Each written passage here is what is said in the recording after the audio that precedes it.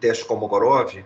E deixa eu só apresentar aqui. Eu acabei mostrando usando o Python para fazer alguns cálculos e a gente eu acabei encontrando alguns problemas lá com a distribuição exponencial. Não sei se vocês se lembram. Estava dando um p-valor que eu estava dizendo que estava errado. Em suma, estava algum problema no uso daqueles comandos, e aí eu já corrigi isso. Então, deixa eu voltar aqui rapidamente, nesse ponto que ficou em suspenso na aula passada. Deixa eu, antes de começar a compartilhar, tem alguma pergunta antes da gente começar? Alguma dúvida sobre o material anterior? Eu tenho uma dúvida sobre um item da lista que eu acho que não está escrito certo, talvez. Diga. Na primeira questão, aquela da normal, o item 3, eu acho, ele pede para verificar, confirmar que a... Iniciou a gravação, gente? Já, parece que já. Parece que já, né? Tá, legal. Tá bom, vamos lá. Tem uma questão que pede para calcular a área entre dois pontos. Aí era 10 vezes 2 elevado vezes raiz de 5 e 10 menos 2 vezes 10 raiz de 5. E aí na questão fala que isso tem que dar 0,95, porque se você pega duas distâncias do desvio padrão, que é o sigma lá da normal, isso vai dar, fora disso, dá 0,05. Então a área interna tem que ser 0,95. Só que a normal que ele fala para usar é a que tem sigma igual a 5, não raiz de 5. Então não dá o número certo. Deixa eu dar uma olhadinha aqui, senão eu não consigo. Ok. Eu tivesse a mesma dúvida. A minha dúvida foi em relação a isso também, Renato. Mas, na verdade, o que eu percebi que eu acho que os comandos, tem hora que ele está usando, porque lá na biblioteca ele usa o scale, o sigma, não sigma 2. Uhum. E nas descrições, porque na hora que eu coloquei raiz de sigma, deu os 95. Sim. Aí eu acho que aí tem hora que parece que a anotação fica confusa, né? Fica parecendo que é o desvio padrão em vez de ser a variância. Uhum. Deixa eu só abrir aqui. Eu fiz em R e eu tive o mesmo problema. Que seja realmente a raiz do problema. Mas me fala aí, qual que é o número da página? 38, eu acho.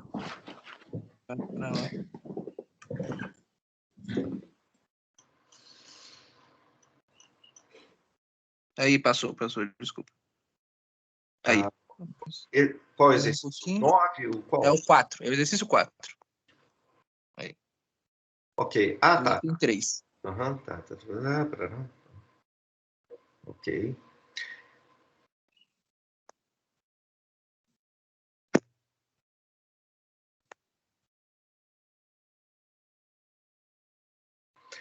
Aqui eu estou usando a notação. Deixa eu ampliar aqui só um minutinho. Vocês estão vendo a minha tela aí, né? Uhum. Sim. Então, realmente está meio confuso aqui. Olha, tem aqui nessa parte aqui, eu estou dizendo, pelo que eu estou falando aqui embaixo, eu estou usando a notação de normal, né, a distribuição gaussiana. Esse primeiro parâmetro que entra aqui é o mu, né, a média, o ponto central, esse elemento mu que está aqui. E o sigma, aqui está aparecendo o sigma ao quadrado. Só um detalhe aqui, por que sigma ao quadrado? Que chatice é essa? Se toda hora é mais interessante a gente falar do sigma, ou por que sigma? Aliás, a aula de hoje é sobre desvio padrão e variância, então essa coisa talvez fique um pouco mais clara, mas só adiantando. A medida que, embora ela seja menos intuitiva, mais difícil de ser entendida, a quantidade que a gente realmente trabalha teoricamente nos processos de otimização, em todas as coisas, o que a gente trabalha o tempo inteiro é com a variância ao quadrado, o quadrado do erro. Isso vai ficar mais claro porque, e vocês não acreditam, isso está ligado ao teorema de Pitágoras. O teorema de Pitágoras, a soma do quadrado dos catetos é o quadrado da hipotenusa, não é isso? Pois é é assim que a gente meio que mede distância, usando o teorema de Pitágoras. Então, isso aqui é uma medida de distância, de afastamento, de desvio, e tem razões profundas teóricas para que a gente queira colocar aqui o sigma ao quadrado. Então, esse 5 que está aqui, eu estou dizendo que é o sigma ao quadrado. Realmente não está legal do jeito que está escrito aqui, vou anotar aqui para corrigir esse exercício. Gente, essas coisas, viu? Isso aqui é um trabalho insano de escrever esses livros. Eu nunca vou conseguir terminar. Eu já comecei a escrever 3 livros, nunca terminei nenhum deles. Eu acho que nunca vou terminar, vou morrer antes, porque é um trabalho insano e eu não sou bom nessa parte de manter as coisas muito bem formalizadas, Isso é uma das coisas que me deixa nervosíssimo, assim, perceber que tem esses erros, inconsistências ao longo do texto. E eu acho que isso é realmente eu fico admirado com pessoas que conseguem fazer isso. Precisa ter muito tempo para fazer isso, eu não tenho. Mas então, aqui eu estou usando essa notação em que esse 5 aqui está representando o sigma ao quadrado. Vocês desculpem, realmente não está bem escrito aqui no texto e devia estar... Eu acho que eu estava imaginando que isso estaria lá no livro texto, isso estaria esclarecido que essa notação, isso aqui, esse 5, deveria ser sigma ao quadrado. Por isso que aqui aparece o raiz de 5. Então, aqui, com raiz de 5, deveria estar certo isso que eu estou dizendo aqui, se você adota aqui o sigma 2 igual a 5, sigma ao quadrado. Aí, aqui está... Isso também se aplica para as questões ali em cima, então? Porque ali ele pede normais específicas. Aí, então, esse N104 aí, por exemplo, ou, na verdade, a gente usaria 2? Ou é para usar sigma igual a 4? É o melhor. Não, aqui seria para você já ficar acostumado com essa notação, que é o que a gente vai usar, que é o que todo mundo usa, a não ser que a pessoa, a não ser que, por exemplo, você esteja numa linguagem de programação, onde então ele usa o sigma e não o sigma ao quadrado. O que confunde, eu acho que é ali o último item, ele usa N e sigma. Sigma aqui, exato, isso está horrível.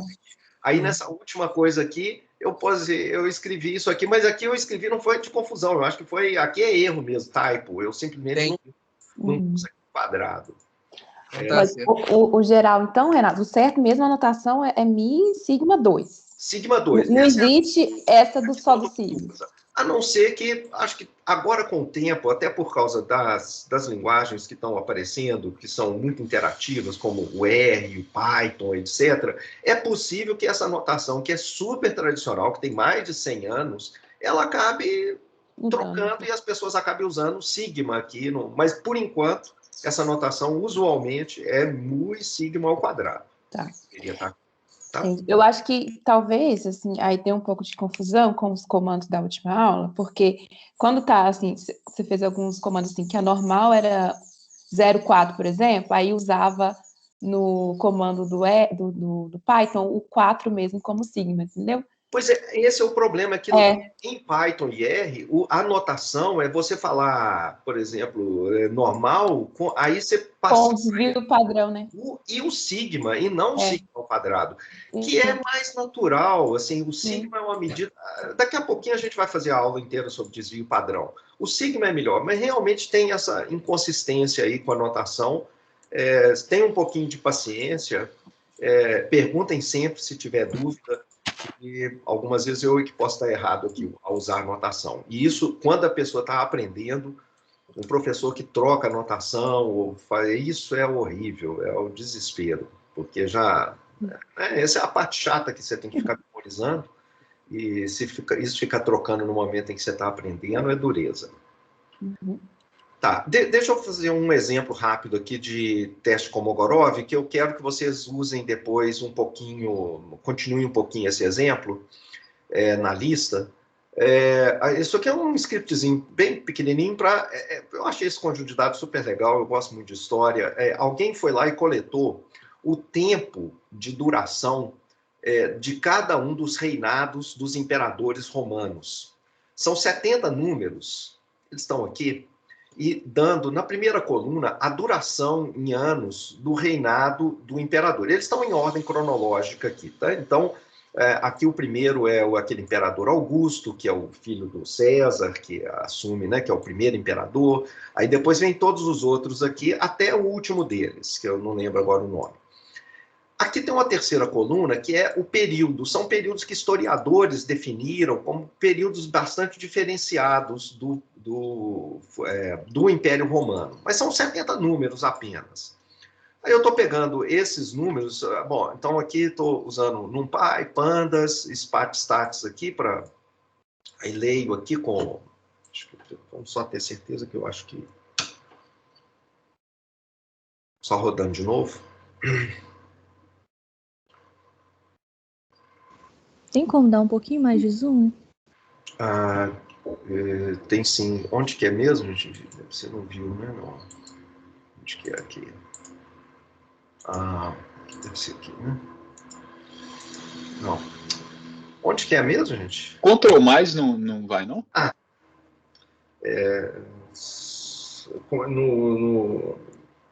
Tem a lupinha no Comande mais barra no Mac. de endereço. Comande mais, porque exato. Aí, pronto. Legal. Pronto. Então, agora tá melhor?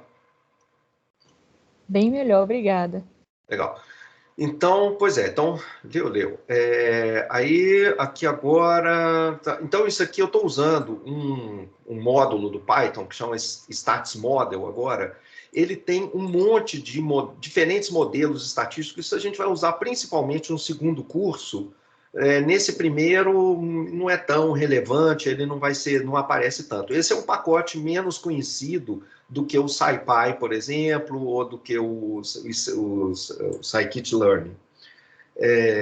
Então, esse Stats Model, ele meio que copia o R e todo o tipo de modelagem, inclusive, de sintaxe para definir modelos, tudo isso é meio cópia mesmo, direto do R, isso é falado explicitamente lá no manual do Stats Model.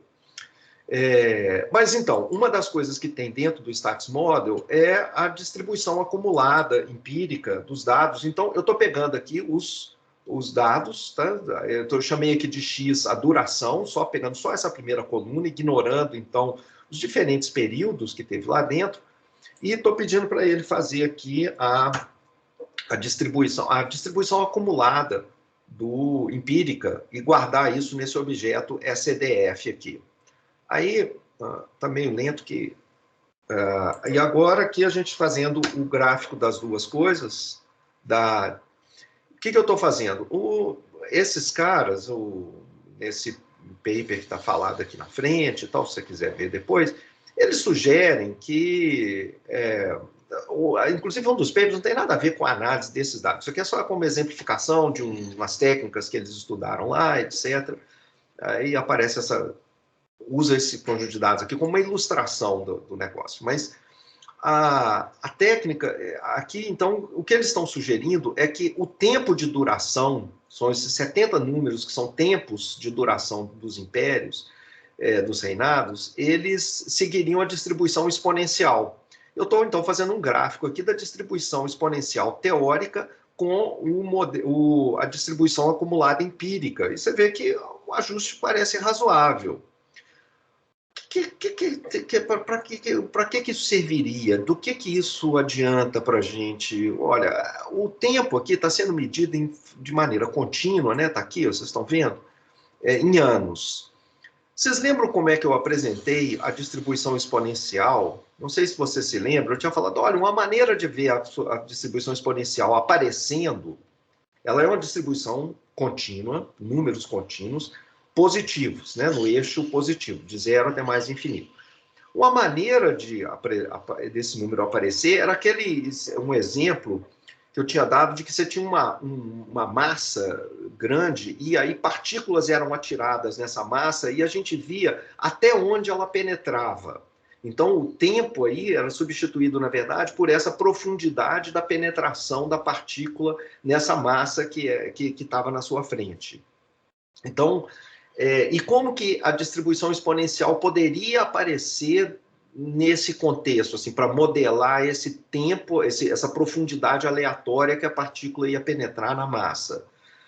Eu dividi a massa em várias... Deixa eu ver se eu acho aqui os slides para mostrar. Acho que fica mais... Será que estava aqui mesmo? As distribuições contínuas? Deixa eu ver. Ah, não, era num conjunto de slides do tipo... Isso aqui, né?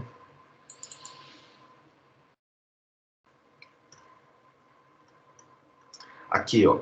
Não sei se vocês estão lembrados, assim, a distribuição exponencial. Então, a densidade é simplesmente um decaimento exponencial. Essa é a f de x, um decaimento exponencial, assim. Opa, aqui, assim. Né? Escolhendo diferentes valores para esse parâmetro lambda, ela pode cair mais depressa ou mais devagar, mas é um decaimento exponencial. E aí, como que ela poderia aparecer? Aí teve esse conjunto de slides aqui, que falava o seguinte, olha, você pensa numa partícula atingindo aqui esse material metálico, e aí ela vai penetrando. Se você dividir em partículas, em placas bem fininhas aqui, eu vou fazer um modelo, que talvez não seja verdade, que fala o seguinte. Acho que esse aqui não é o que eu usei. Então, o que eu usei ainda tinha essa... tá aqui. Tinha... tem a explicação aqui. Esses slides aqui não são os que eu usei em sala, não. Eu não estou achando eles aqui agora.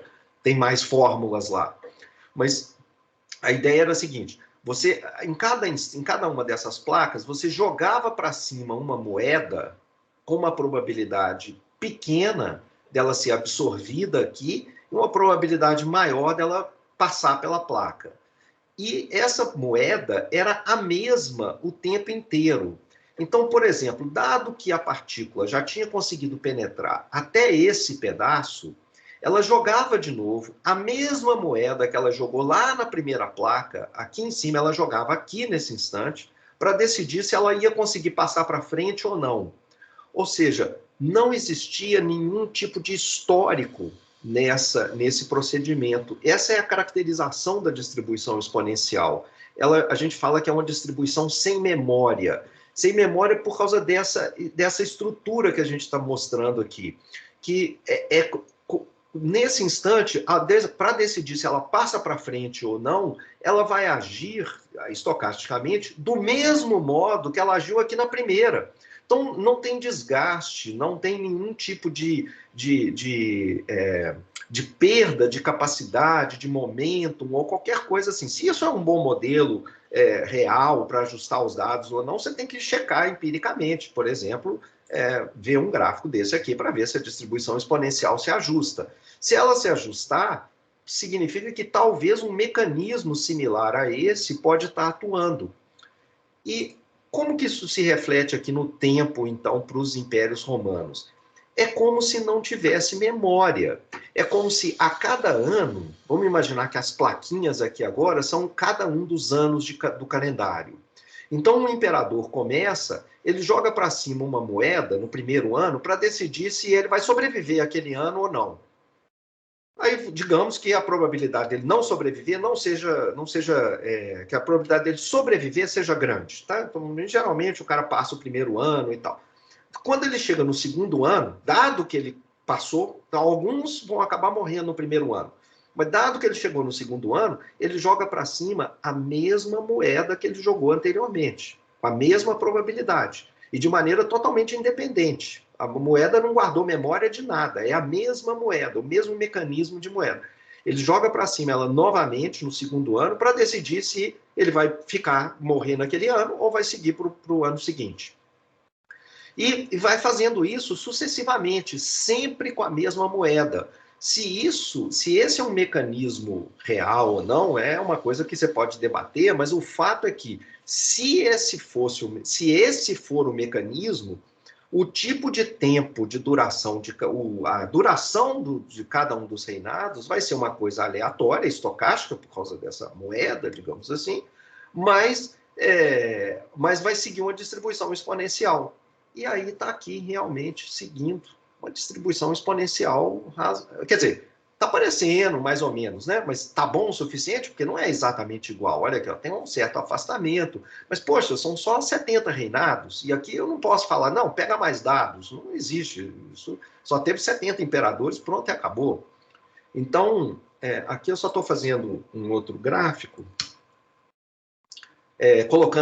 mostrando para vocês aqui com o histograma dos dados e uma densidade exponencial ajustada. Como é que eu fiz esse ajuste, tanto do modelo teórico aqui, quanto dessa densidade aqui? Eu fiz o seguinte, na distribuição exponencial, o valor esperado é esse parâmetro de escala que está aqui. Tá? Depois eu vou passar isso aqui, vocês dêem uma olhada com mais atenção nesses detalhes, mas esse parâmetro de escala que está aqui é exatamente a parametrização da distribuição exponencial. Então, é o valor, é 1 sobre lambda na notação usual 1 sobre lambda é aproximada, é o valor esperado, e aí a gente sabe que média aritmética de vários valores deveria ser aproximadamente igual ao valor esperado. Então, eu estou usando a média aritmética aqui no lugar do valor esperado, que é como se eu estivesse ajustando, então, a curva exponencial a esses dados. E aí, aqui eu estou fazendo um histograma com esse ajuste dessa densidade, usando de novo 1 sobre lambda igual ao valor médio, a média dos dados. Você vê como que é mais difícil você checar a qualidade do ajuste usando o histograma. O histograma com 70 dados, você vê, tem umas oscilações aqui, ó, não é muito dado, então a gente fica assim, será que a exponencial é um bom ajuste aqui ou não? Eu ficaria na dúvida, eu falo, tá parecendo, mas, pô, tem esses buracos enormes aqui, que estão longe da densidade, será que eu posso aceitar isso como uma flutuação razoável, dado que tem só 70 dados? Será que eu posso dizer que esses dados se ajustam a essa distribuição exponencial? Aqui só fazendo os dois gráficos na mesma figura. Então, eu acho que, olhando, por exemplo, para o gráfico da distribuição acumulada, a gente tem uma noção um pouco melhor da qualidade do ajuste do que olhando para o histograma quando você não tem muitos dados. Se você tiver muito dado, o histograma fica bonitinho, fica próximo da densidade. Mas se o número de dados não for muito grande, ele oscila muito por causa dessas arbitrariedades aqui sobre quantos bins que você pega, né, quantos segmentos, o tamanho de cada um desses segmentos, tudo isso dá essas oscilações grandes. O histograma varia muito, dependendo dessas escolhas arbitrárias que você faz aqui, enquanto que a distribuição acumulada ela fica mais estável. Bom, o teste de Kolmogorov, ele é feito, então, eu estou testando aqui para ver se é razoável assumir que esse modelo teórico, se essa distribuição acumulada empírica aqui dos dados, ele se ajusta a esse modelo teórico exponencial. E aí eu estou aqui, né, usando essa escala, que é aproximadamente a média aritmética, e o que eu tenho aqui agora é que no teste de Kolmogorov, a gente vai ter uma coisa importante é que na hora que você chama o teste, e isso aqui deu errado na aula passada, você tem que passar qual que é a distribuição teórica que você está usando, e na hora de passar os argumentos, uma coisa curiosa era que o Python aqui, ele exige um argumento a mais. Nos args aqui devia ser args, tá? Esse args, ele requer também um parâmetro que é chamado de loc, a locação. A locação é a seguinte, isso é um negócio que não é tão comum. Na distribuição exponencial, usualmente, ela começa aqui do ponto zero. Essa é a distribuição típica. Quando a gente fala de exponencial, é sempre isso que está sendo pensado. Mas no Python, por alguma razão, inclusive não é muito consistente. Em alguns lugares, você é obrigado a dar esse parâmetro de locação, em outros não. Esse parâmetro de locação seria, suponha que essa exponencial, em vez de começar no ponto zero, ela começa em algum outro ponto aqui, por exemplo, 1, 1,5, 3. Quer dizer, a densidade é 0 até 2, e aí começa a decair exponencialmente com a área total igual a 1, a partir de 2. Então, isso seria o parâmetro de locação. Quer dizer, aonde que você vai localizar essa curva exponencial, aonde que ela vai realmente começar aqui o decaimento dela. E é 0 antes desse ponto de localização. Então, no Python, curiosamente, em alguns lugares, a gente precisa ter essas... por exemplo, olha aqui em cima, aqui, por exemplo, ao chamar aqui a PDF, eu não precisei dar esse parâmetro de locação. Quando você gera também números aleatórios, você não precisa. Mas, aqui embaixo, no uso aqui da distribuição do Kolmogorov aqui, eu precisei colocar esse argumento, e é isso que estava dando errado lá na aula passada, tá? Que é esse lock aqui. Ok. Bom, e aí só para o resultado, caso você esteja curioso, né? Quer dizer, o que apareceu, isso aqui é só a média, ignore isso aqui, né? Eu estava só dando uma olhada no formato do objeto que é retornado aqui, que tipo de coisa que tem lá dentro, mas o importante é aqui, né, o print como, que está me dando o resultado da estatística. O que a gente tem é a seguinte: a estatística de teste, então, que isso aqui é a distância entre essas duas curvas aqui. O ponto de maior distância, que talvez seja esse aqui, né? Isso aqui ficou igual a 0,16, mais ou menos. E o p-valor? O p-valor foi 0,06, 6%. Então, na distribuição do teste Kolmogorov, não sei será que eu acho ele aqui agora? Onde que ele está?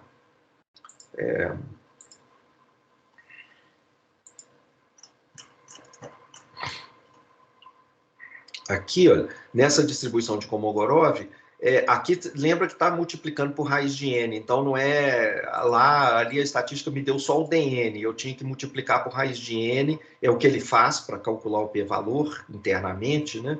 Mas o número, então, seria 0,06 o p-valor, então ele está aproximadamente aqui 1,36 seria aqui, ele está um pouco menos, 1,36 é 5%, tá vendo? Da área total acima.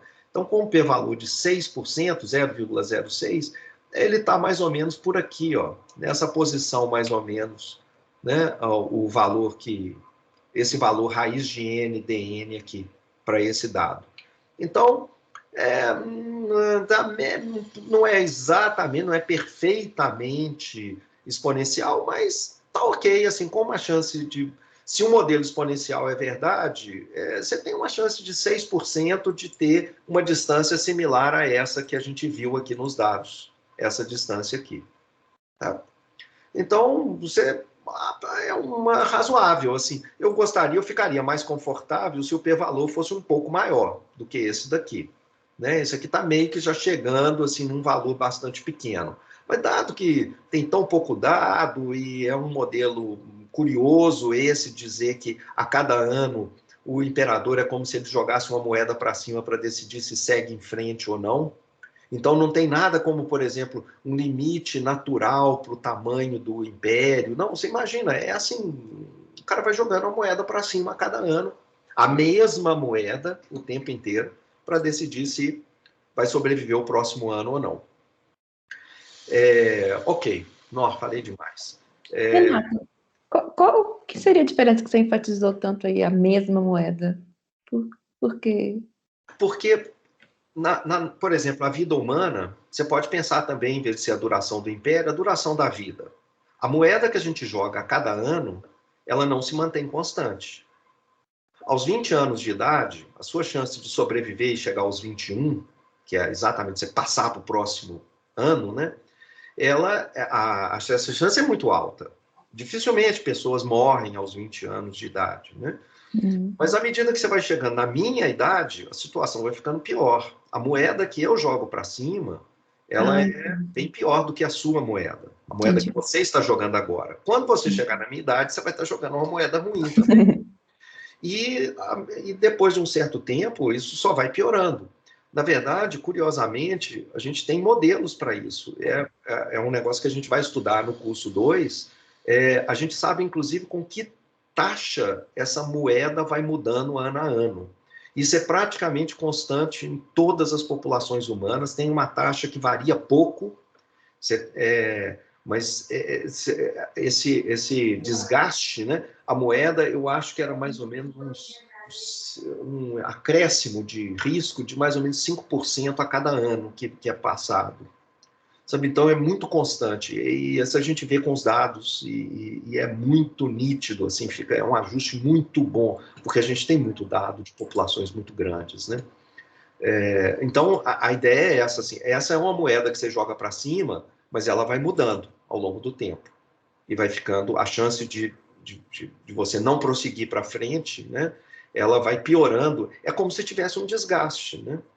Você vai se desgastando, então a chance de você conseguir seguir em frente depois de um longo tempo é menor do que era no início, quando você estava fresco e novinho. Mas essa mesma moeda não tem a ver com aquele parâmetro lambda, não, né? Não é ele mudando. O parâmetro lambda, sim, tem a ver com... Ah, tá. Então, entendi. Tá? Okay. Na verdade, se você voltar aqui nos slides, é porque, pô, eu não estou achando os slides aqui direito do exponencial. Cadê ele?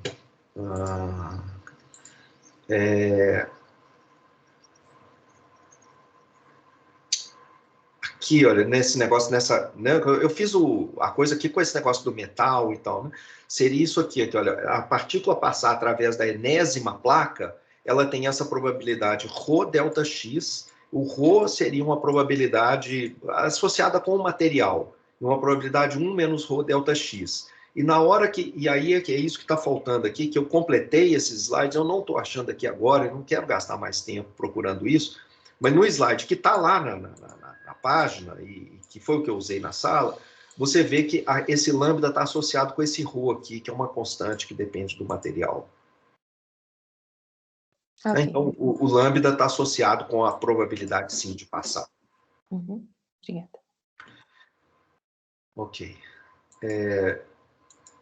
Essas coisas, gente, estão discutidas assim com mais detalhes, com mais profundidade, com mais cuidado, né? Assim, com atenção a esses detalhes, no livro texto. Eu espero que vocês estejam lendo o livro, além de estar vendo os slides apenas. Os slides é só um resumo do que está lá. Eu acho que vale a pena dar uma lida lá no livro texto também. Gaste um tempo. E se, inclusive, tiver sugestões, me mandem, tá? Ok, gente, o que a gente tem agora eu quero falar sobre o teste Q quadrado, que é o outro teste que tem. O que acontece? O teste Kolmogorov, eu estou até abrir aqui na página do Wikipedia. O teste Kolmogorov, ele tem uma coisa curiosa. Na Wikipedia, ele é chamado de Kolmogorov-Smirnov. A gente vai ver esse teste Kolmogorov-Smirnov também.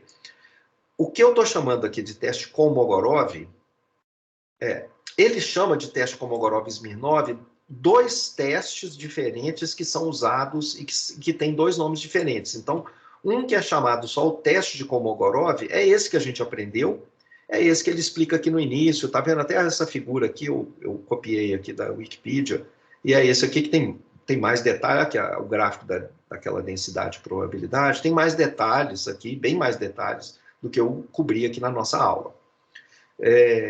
Aí, um outro teste que existe é o teste de duas amostras de Kolmogorov-Smirnov, e é esse teste que a gente chama usualmente de Kolmogorov-Smirnov, enquanto que Kolmogorov é só aquele primeiro, onde você contrasta os dados com um modelo teórico.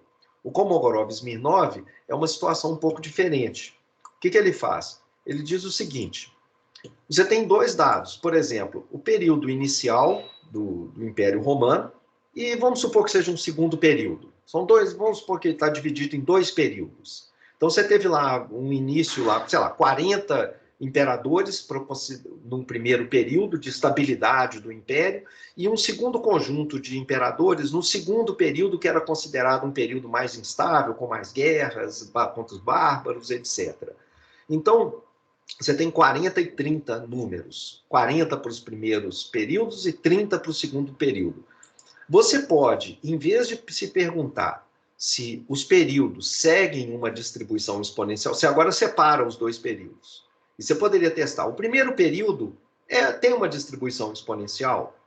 O segundo período tem também uma distribuição exponencial.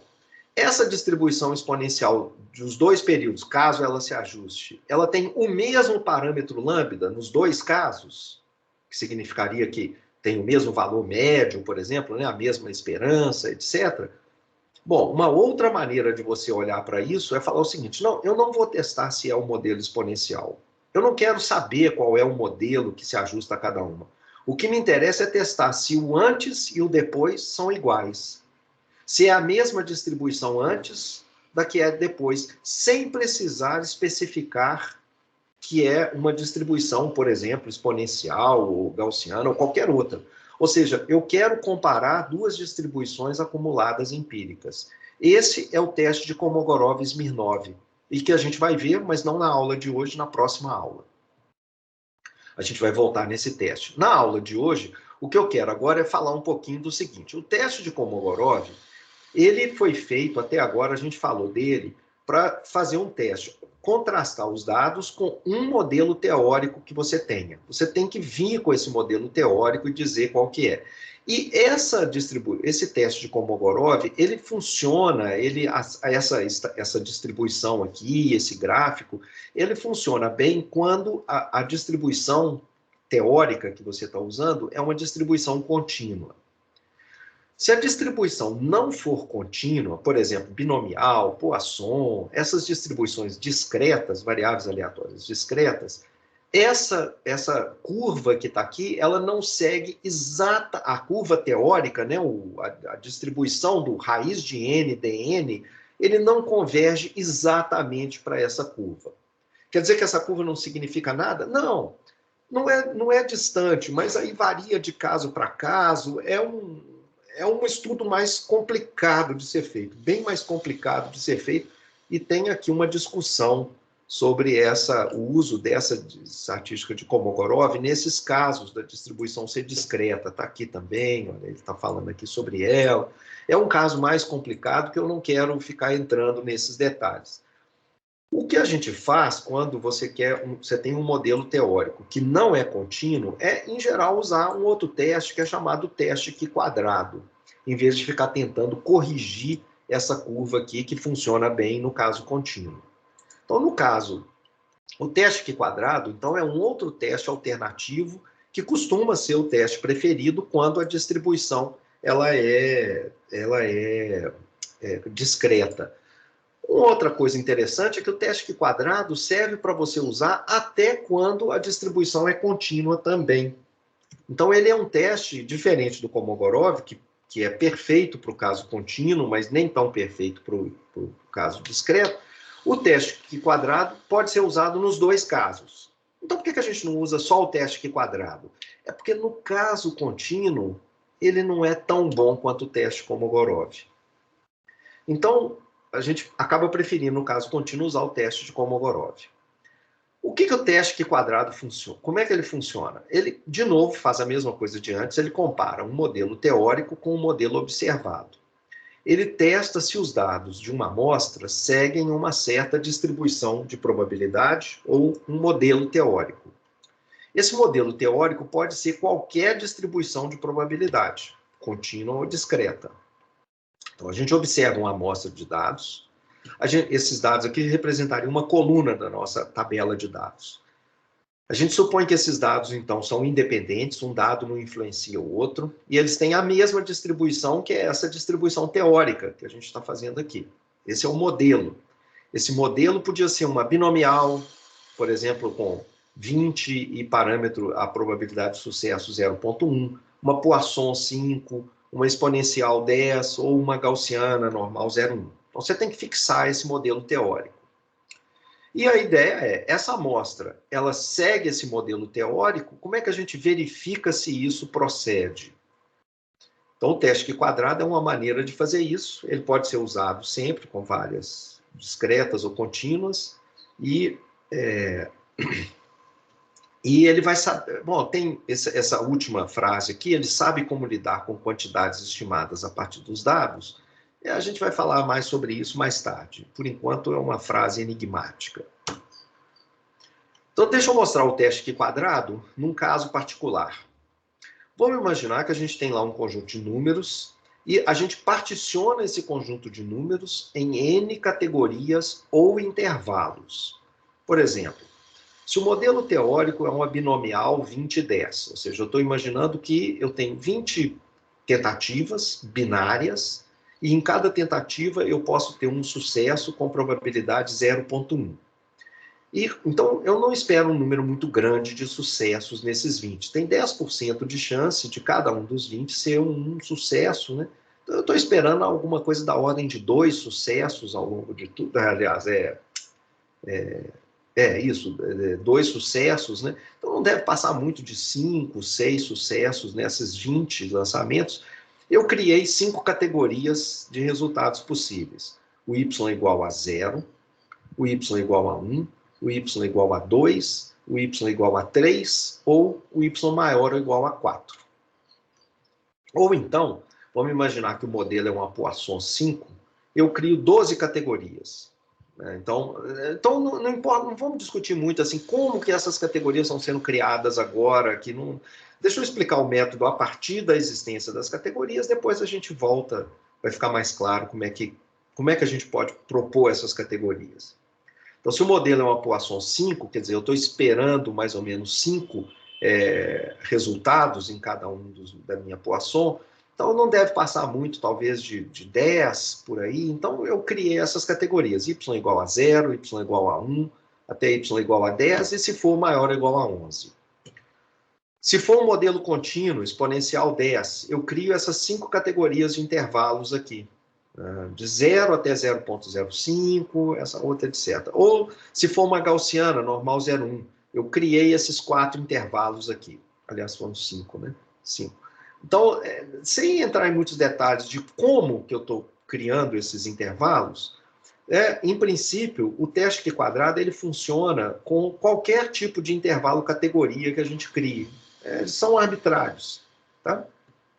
Na prática, a gente vai querer escolher eles de maneira que eles não tenham nem probabilidades nem muito altas, nem muito baixas de cair elementos lá dentro. Mas a gente volta nisso mais tarde. O passo 1, de qualquer maneira, você pega a sua coluna de dados, dá uma olhada quais são os valores mínimo, máximo e tal, e cria intervalos ali dentro. Quantos intervalos eu tenho que criar? Vamos deixar isso de lado, por enquanto. Para cada um dos K intervalos, que a gente calcula o número NK de elementos da amostra, que caem dentro desse intervalo K. Então, a frequência observada. A gente calcula também o número esperado de observações que deveriam cair no intervalo K. Ou seja, eu calculo isso daqui, esse número EK, que uso um modelo teórico para calcular qual que é a probabilidade de um elemento Y cair dentro do intervalo K. Multiplico isso por N, isso vai me dar um número que eu espero, dentro dos meus N números, né, quantos que eu estou esperando dentro desse intervalo. Por exemplo, se o modelo teórico é uma binomial 20,01, eu tenho uma amostra, 53 elementos, cada um deles binomial 20,01, e se a categoria for y igual a 0, o número esperado vai ser 53 vezes a probabilidade do y ser 0, vai dar isso aqui, 6,44. Então, se eu tiver 53 repetições dessa binomial aqui, eu espero que 6,44 dessas repetições tenham um valor igual a 0. Tenham 0 sucessos. Outro exemplo, o modelo teórico é uma Poisson 2. Eu tenho uma amostra de 97 números, eu imagino que cada um desses números vem de uma Poisson com o parâmetro lambda igual a 2, a categoria é y maior ou igual a 4. O número esperado nessa categoria aqui vai ser qual? 97, que é o tamanho dos dados que eu tenho, vezes a probabilidade, de acordo com o modelo teórico, de que o y seja maior ou igual a 4. Essas contas aqui, essas fórmulas e tal, isso aqui o Python, o R e tal, te dão diretamente, você não precisa ficar preocupado como que você teria que fazer essa conta, não. Tá? Isso aqui vem diretamente, a gente teria lá, ele já tem embutido todas essas funções aqui, com as distribuições de probabilidade mais conhecidas. Então, se a gente observar 97 repetições independentes de uma Poisson 2, a gente espera que 13,86 delas sejam maiores ou iguais a 4. Dessas 97, 13,86 devem ser maior ou igual a 4. Mais um exemplo, se eu tiver uma exponencial 10, em uma amostra de tamanho, sei lá, 147, o intervalo categoria é de 0,2 a 0,4, quantas dessas 147, quantas você espera que caiam dentro desse intervalo, se esse modelo aqui é o modelo correto? Você vai calcular 147 vezes a probabilidade de uma exponencial com parâmetro 10 cair dentro desse intervalo. Isso é a integral dentro do intervalo, né, de 0,2 a 0,4, da curva densidade de uma exponencial 10. A exponencial 10 está aqui, a densidade de probabilidade dela. Então, você faz esse cálculo, dá 17,20. De novo, Python, R, tem isso aqui já embutido. Você não precisa ficar fazendo esses cálculos, essas integrais. E você repetiria esse cálculo nos demais intervalos em que você dividiu a reta aqui para conter os dados que você tem. Então, o próximo passo do teste Q quadrado é, você tem o valor EK, que é o valor que você espera caso o modelo teórico seja verdadeiro. O que a gente faz agora é comparar as frequências observadas, o número que realmente caiu em cada intervalo, com o que você espera de acordo com o modelo teórico.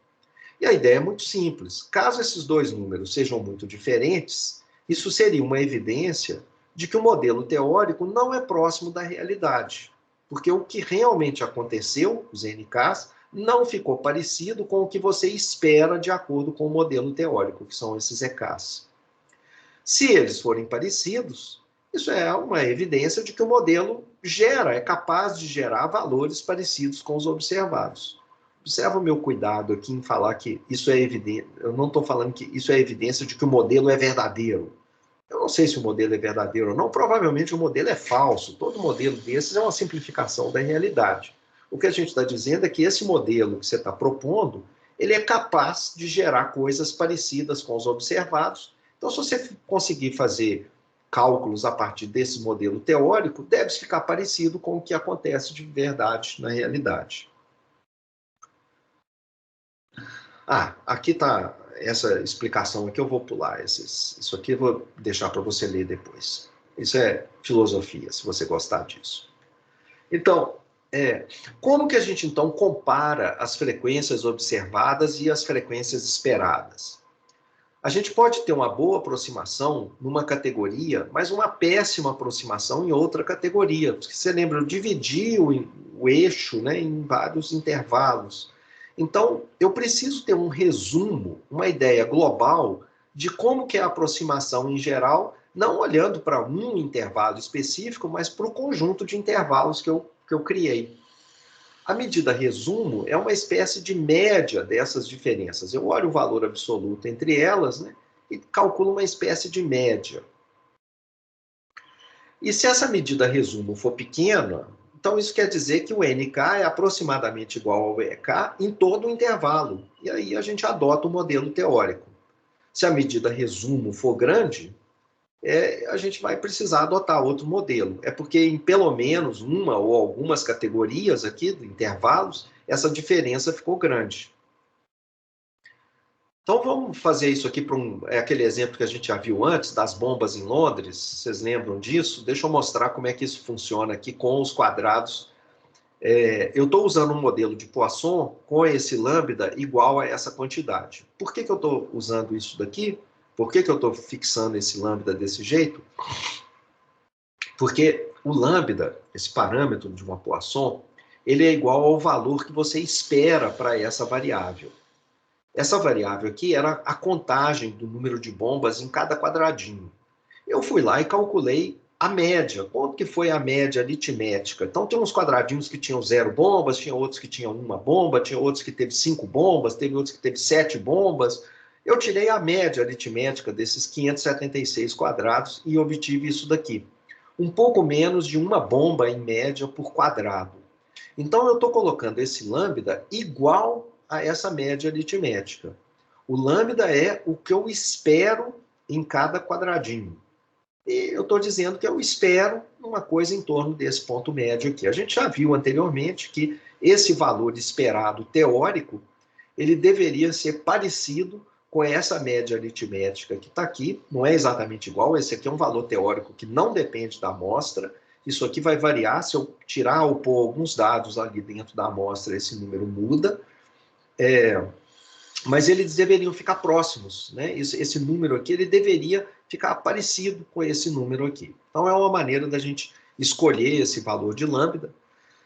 Eu particionei o conjunto de valores possíveis, de número de bombas no intervalo, nesses conjuntos aqui. Então, é o intervalo de ter exatamente 0 bombas, o intervalo que tem exatamente uma bomba, 5 bombas, ou 6 bombas ou mais. Então, estão aqui os intervalos aqui. Eu vou simbolizar o intervalo por 0, 1, 2, 3. Alguns intervalos são formados só pela contagem mesmo, é o 0 só. Aqui estão, agora aqui embaixo, nessa linha, você tem o número de quadradinhos, os quadradinhos em que eu dividi a cidade, em que eu tive exatamente 0 bombas. O número de quadradinhos em que eu tive 1 bomba, 2 bombas, etc. Aqui embaixo, no EK, o número esperado de quadradinhos que deveriam ter 0 bombas. E vocês veem que os números ficaram parecidos. Aqui, talvez seja até desnecessário fazer um teste muito rigoroso, né? Parece que a aproximação é muito boa. Mas tem uns ou outros intervalos aqui que tem uma diferença maior, né? Aqui você esperava 30,6, deu 35. É pequena a diferença, né? Mas mesmo assim, aqui embaixo eu estou olhando exatamente essa diferença entre essas duas linhas. Aqui está como que eu calculei os EKs. Talvez uma medida resumo, então, seja o seguinte, eu venho aqui nessas linhas aqui embaixo, nessa diferença, e calculo a média aritmética do tamanho dessa diferença. É uma maneira simples, intuitiva, rápida de fazer, mas não é uma boa ideia. Por que não é uma boa ideia? Primeiro, vamos pensar que a gente tem... Imagina que a gente tem 3 categorias só, em vez de ter várias, e eu tenho essas diferenças aqui, 11,5, 10,6 e 0,9. Então, você tiraria a média dessas 3 diferenças aqui. Essas diferenças são grandes ou pequenas? Bom, na verdade, depende, né? Depende do quê? Depende do valor que você espera nessas categorias. Considere essas duas possíveis situações aqui, com 3 categorias, todas elas tendo exatamente essas diferenças aqui entre o que você observou e o que você esperou, de acordo com o modelo. Então tá aqui, olha, a primeira situação, eu tenho esses números aqui, então eu tive 0 na primeira categoria, aliás, desculpa, eu tive 20 na categoria 0, um elemento caiu na categoria 1 e 6 caíram na categoria 2, Aqui é o que eu estava esperando, aqui estão as diferenças. 11,5, menos 10,6, 0,9. Beleza. Essa é a primeira situação. Na segunda situação, que é essas estreladas aqui, eu tenho o seguinte, eu tenho uma amostra muito maior, uma amostra muito mais... Aqui eu tinha 27 dados apenas. Aqui eu tenho uma amostra de 3.000 e tantos dados. Quando eu olhei esses 3.000 e tantos dados, eu tive 1.020 na categoria 0, 1.001 na categoria 1, 1.006 na categoria 2. O que eu estou esperando, de acordo com o meu modelo, foi esses números que estavam aqui embaixo. E olhei a diferença entre eles aqui, entre essa linha e essa outra aqui, que é essa linha que está aqui embaixo, que é exatamente igual a que está em cima. Gente, intuitivamente, aonde você acha que essas diferenças... O que vocês acham comparar essas duas coisas aqui? Vocês acham que está em pé de igualdade? Essas diferenças aqui são idênticas. Mas deve ter algo que está incomodando vocês aqui em um e em outro caso, não está, não? Quer dizer, eu ficaria menos seguro sobre aproximação. Me parece que essas duas linhas aqui, elas são mais diferentes entre si do que essas linhas que estão aqui. Embora as diferenças absolutas sejam idênticas nos dois casos. E por quê? É porque, olha, você tem uma diferença de 11. Quando você estava esperando 1.008, e aí você passou para 1.020, parece que não é grande coisa. Assim, 11 em 1.008, você estava esperando 1.008, e você teve 1020, parece uma aproximação muito boa. Você estava esperando 1011 e você teve 1001. Essa diferença aqui não parece grande coisa, não, relativamente ao que você estava esperando. A mesma coisa, aqui em cima já é diferente. Olha, aqui você estava esperando 8 pessoas, sei lá, são pessoas, e de repente você teve 20, uma demanda de 20. Olha, é quase o dobro. Aliás, é mais do que o dobro, né, desse número aqui. Aqui você estava esperando 11 e teve só 1. Então, de alguma maneira, parece que olhar só a diferença absoluta entre essas duas linhas não é uma boa ideia. Você devia levar em conta essa diferença relativa entre as duas. Isso aqui é essa argumentação que eu acabei de falar aqui, tá? Então, talvez uma medida resumo mais apropriada seja, então, usar a média das diferenças relativas ao que você espera dentro de cada categoria. Então, você vai olhar para esse tamanho aqui dessa diferença relativamente ao que você estava esperando. Tem um cara, lá no início do século passado, o Carl Pearson. Tem 2 Pearsons em estatística. Tem o Carl Pearson, que é o pai, e tem o Egon Pearson, que foi o filho dele, que também tem uma importância grande em estudos estatísticos aí mais antigos e clássicos. O Pearson pai, ele é praticamente um dos primeiros estatísticos relevantes que apareceu, e esse Pearson, ele estudou essa medida e achou essa que está aqui em cima, que eu estou mostrando aqui, que seria essa média aqui, como uma maneira de contrastar o que você está esperando e o que você está observando de fato, o que você está esperando de acordo com o modelo. E ele achou que, embora ela seja intuitiva e simples, ela não era matematicamente manejável. A razão é que a distribuição dessa média resumo que está aqui, ela dependia, no final das contas, para estudar isso aqui, ela dependia muito de aspectos específicos do problema que estava sendo analisado. Dependia do tamanho da amostra que você tinha. Era uma amostra grande ou era pequena? Qual que é a distribuição? Qual que é o modelo teórico que você está usando aqui? O que acontecia com essa medida dependia de ser a distribuição binomial, Poisson, exponencial, ou seja, para cada diferente distribuição ou modelo teórico, você ia ter um comportamento diferente dessa quantidade. E aí ia ficar muito difícil para chegar a alguma conclusão genérica, né? Você ia ter que ter um caso para cada distribuição, uma análise separada, diferente.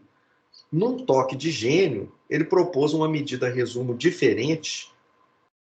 Em vez de calcular isso daqui, que parece o mais intuitivo, ele propôs essa outra medida aqui. Essa letra aqui não é X, não, viu, gente? Devia ser o Qi, a letra Qi Qi quadrado. O Qi quadrado é a letra Qi do alfabeto grego que ele propôs. E o que ela é? Ela é parecida com o que está aqui em cima. Olha. Ela, em vez de estar dividindo aqui pelo número de categorias, ele tira fora esse N aqui e só faz essa soma. E aí aqui em cima ele pega o quadrado dessas diferenças e aqui embaixo ele pega o EK. Essa é a medida resumo que ele propõe. Quer dizer, não tem nada de muito estranho nisso. Se você voltar lá na tabela das bombas, você vai olhar a diferença entre o observado e o esperado, eleva ao quadrado e divide cada um desses pelo número esperado e faz essa soma. E acha essa quantidade que está aqui. E daí? Bom, então tá, ele fez essa medida, onde que está o gênio aqui? O que é isso? Isso, na verdade, está menos intuitivo do que o que está aqui em cima. Aqui, pelo menos, eu interpretava, é o tamanho médio da diferença relativa nas categorias. Aqui, sei lá, o que é isso aqui, poxa? Acontece que o toque de gênio é porque ele conseguiu fazer uma análise matemática dessa quantidade e descobriu uma coisa incrível, que, primeiro, a resposta que a gente vai dar, que é, esse daqui é o valor para as bombas de Londres. Isso aqui é, e daí? Quer dizer, a ideia é, se essa medida aqui ficar grande, eu deveria jogar fora o modelo teórico. Se ela ficar pequena, o modelo teórico parece que se ajusta bem, mas é uma medida meio estranha. Deu 1,13. Esse cara é grande ou é pequeno? A resposta, então, é que precisou do gênio do Pearson e, ao mesmo tempo, essa resposta vai justificar por que a gente usa essa diferença ao quadrado aqui. Considerando lá o nosso modelo das bombas de Londres, vamos entender o que o Pearson se perguntou. Suponha que o modelo teórico, Poisson lambda, seja verdadeiro, lá para o problema das bombas de Londres. Nesse caso, o x2, essa quantidade aqui, olha, ela nunca vai ser exatamente zero. Dependendo da amostra, ela pode ser pequenininha ou um pouco maior, porque essas diferenças aqui, elas nunca vão ser exatamente zero, tá, gente? Esse número aqui, em geral, vai ser um número que nem é inteiro, esse EK, então vai ter mesmo, né, mesmo que o ajuste seja perfeito, não vai ser nunca exatamente zero.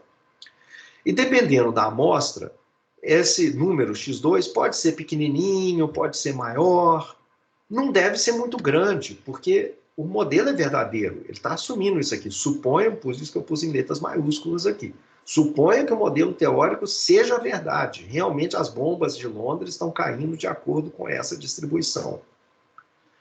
E, portanto, você está esperando que os NKs devem ser próximos dos EKs. A pergunta que o Pearson se fez é o seguinte, então tá, mas esse x2 é um número aleatório, então, né? Porque esse cara aqui é um número aleatório, esse EK é um número fixo que vem do modelo. Esse EK que vai variar de acordo com a amostra que eu tenho. E aparece um número aqui no final. Às vezes um pouco maior, às vezes um pouco menor. Qual que é a cara desse número x2, da variação dele, quando eu tiver várias amostras? Eu vou responder a isso fazendo um experimento no R, executando o seguinte algoritmo.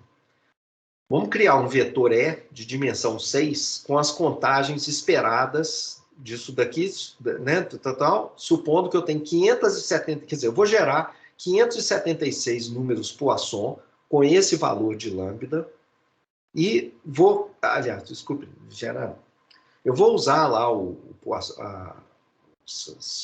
os comandos no R para calcular a probabilidade de uma Poisson com esse lambda aqui ser exatamente zero. E vou multiplicar por 576 para ter um número que eu espero igual a... São os EKs. Tá? Então, estão aqui os EKs. Agora sim que vem o experimento aleatório, o experimento Monte Carlo. Eu vou criar um vetor que eu vou chamar de Ki, com 1000 posições. E vou, então, varrer, né, eu vou fazer um loop aqui, onde para cada uma desses Is aqui, eu faço o seguinte, eu gero 576 contagens, todas vindas da mesma, identicamente distribuídas, com essa Poisson aqui, a mesma Poisson que eu usei para calcular os valores esperados, os valores teóricos, e independentemente. Estou gerando, isso aqui esse independente sempre aparece quando você faz a geração Monte Carlo em qualquer linguagem. Conto agora o número NK dos 576 XIs que eu gerei, que caíram na categoria 0, caiu na categoria 1, na categoria 4 e na categoria maior ou igual a 5. E em seguida, eu calculo esse número x2 que está aqui e guardo isso na posição I do vetor Ki. Eu vou fazer isso 1000 vezes, então eu vou ter 1000 valores para essa quantidade x Ki ao quadrado aqui, Ki quadrado. E vou pedir agora um histograma dos 1000 valores gerados desse vetor Ki. Esse histograma vai me mostrar a variabilidade que eu posso esperar dessa quantidade Ki quadrado aqui, quando o modelo for um modelo verdadeiro. Eu estou gerando, por que eu estou falando isso? Porque eu gerei do modelo verdadeiro. Eu criei aqui os números S com esse Poisson e estou gerando dados desse mesmo modelo. Tudo perfeito aqui. E esse número X não vai ficar constante, ele vai variar um pouquinho. E está aqui o histograma que eu estou fazendo. Esse histograma que vocês estão vendo aqui, tem a curva contínua, eu falo dela daqui a pouco. Mas o histograma são os 1000 valores que eu simulei dessa quantidade X, Ki2 aqui. Então, o que eu estou dizendo? Assim, vamos supor que os dados caem sobre Londres de acordo com uma Poisson com parâmetro 0,93. Como é que eu posso saber se isso é verdade ou não? Vou lá e vou contar quantos quadradinhos tiveram exatamente 0, quantos quadradinhos tiveram exatamente uma bomba, etc. Né? Então, estão aqui nos 576 quadradinhos, eu tive números aleatórios, faço a contagem de quantos quadradinhos tiveram cada uma dessas, 0 bomba, 1 bomba, etc., e comparo com o que eu espero. O que eu espero aqui, que é o EK, o que eu espero de acordo com o modelo teórico. Eu vou obter um número, x2. Esse número, ele é determinístico? Eu já posso, de cara, falar quanto que é esse número? Não. Depende da simulação aqui, desses números que estão sendo gerados. Eu fiz isso aqui 1000 vezes e observo o que aconteceu. Algumas vezes, esse número qi ao quadrado está aqui nessa primeira barra ou na segunda, quer dizer, são valores, aqui é 5, são valores menores do que 1. Mas algumas vezes, gerando do modelo verdadeiro, eu cheguei a ter qi quadrado ali, aquela diferença, igual a 15. Muito diferente de 0, de 1, de 2, 15. Olha, chegou aqui a valores que quase atingiram 20. Então, o que a gente está dizendo é que, se esse modelo Poisson aqui é verdadeiro, esse valor x2, ele não é determinístico. E para eu saber se isso daqui no final é pequeno ou grande, eu tenho que olhar o que eu posso esperar de variação desse x2 quando o modelo for verdadeiro. Essas diferenças aqui, elas não são todas muito próximas de 0, não. Quando eu somo aquilo ali, pode dar um valor de 10. Não é estranho dar um valor de 10. 11, 12, 15, 20, já não é impossível de jeito nenhum, mas já é bem mais raro. É bem raro. Embora o modelo seja verdadeiro, raramente aparece um valor tão grande quanto 15 ou 20. O que essa curva contínua está fazendo aqui? Essa daqui é a densidade de uma distribuição chamada qi quadrado. Uma densidade de probabilidade de uma certa distribuição que o Pearson descobriu. Essa distribuição contínua que está aqui é um cálculo teórico que ele fez e é o tal do toque de gênio que eu estava falando antes. Essa é chamada uma distribuição qi quadrado com 5 graus de liberdade, que eu estou superimpondo aqui. Eu já vou explicar o que ela é. O que é essa distribuição contínua que está aqui? O que o Pearson descobriu é que aquela distribuição x2 que a gente está vendo no histograma, ela era aproximadamente a mesma distribuição qualquer que fosse o modelo teórico que você estivesse usando. Eu usei aqui, estou fazendo os cálculos para esse caso da bomba com Poisson igual a esse número, etc.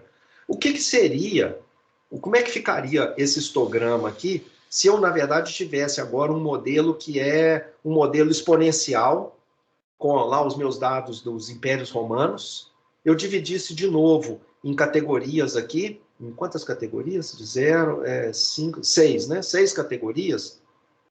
Se eu dividisse aqui aqueles dados agora de tempo, né? Completamente diferente o problema. O dado é contínuo, eu pego a exponencial, divido em anos, vai de 0 a 10 anos, depois de 10 a 20 anos, depois de 20 a 30 anos, 40 e acima de 40 anos a duração do império.